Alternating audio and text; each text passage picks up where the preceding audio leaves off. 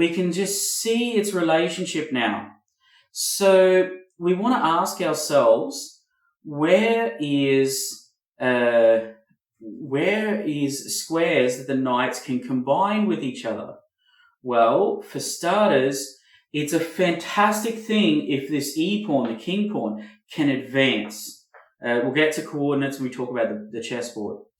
And so we can see now how the pawn is attacking these light squares here. So let's put green stones where the pawn is attacking. So if the pawn is on light squares, remember there's a relationship between space, time, and material. If the pawn is on light squares, outposts are on light squares.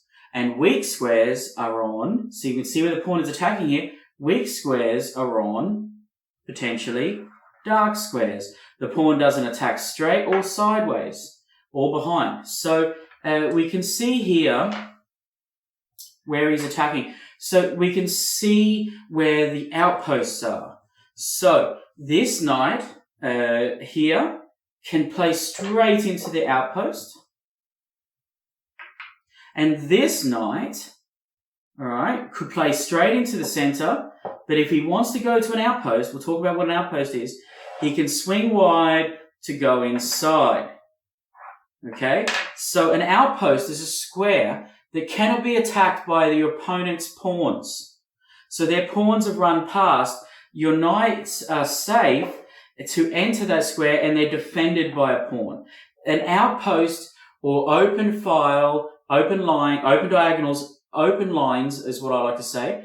An outpost to open lines are some of your two middle game strategies that you should keep under your hat. You know, hey Rocky, watch me pull a rabbit out of a hat. Again? Yeah, this time for sure.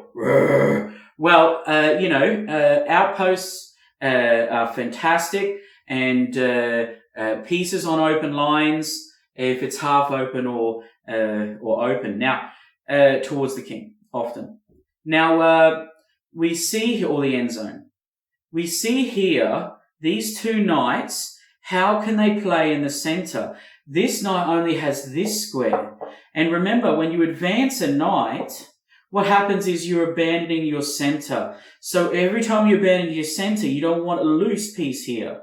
Okay? And right now we don't have a brigade. All right? The pieces, but we do have a lot of concentrated fire here with these two knights. It's a very strong sort of position here. They're on opposite colors, therefore they're controlling opposite colors. So you're actually, knights are wonderful zone defense pieces. Piece on piece defense is when you line up an attacker and you drive it off or tackle it, you remove it. But a zone defending knights are fantastic. If your king is castle kingside, your knight can just sit there and control all these 8 dark squares and be a wonderful zone defender. But the trouble with zone defense is it can be knocked off at a distance, it can be pinned, and all that sort of thing. But we'll get to that tactics in another video, tactics with a knight. So the knight is here, and we want to actually get the knights into the center. And one of remember the knights go wide to cut inside. Okay, so this is a great outpost square, and this is a great outpost square, but the opponent has controlled them with pawns. But you want to put your knights in the center. It's an important middle game principle.